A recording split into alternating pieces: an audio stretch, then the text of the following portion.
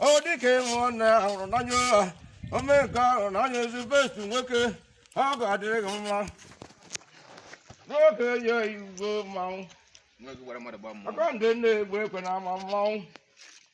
You ain't a very kind, a little kind of move. It's the best to look at that. I'm on the one to talk to the preacher. I'm not going to do the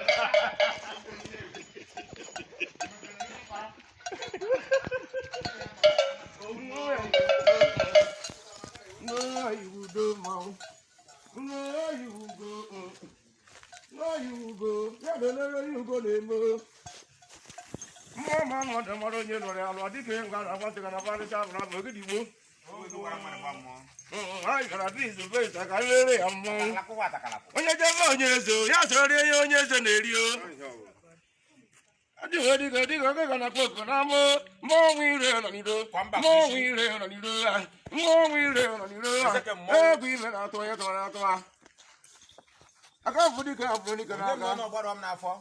Hey, I'm not if we had the memory. Oh, talk out dog. Yeah, but look, I want to know you about here. That's what I am anymore. Make a room that you have from long. I'm so able to work on you. Oh, we know you name, Mom. Woo!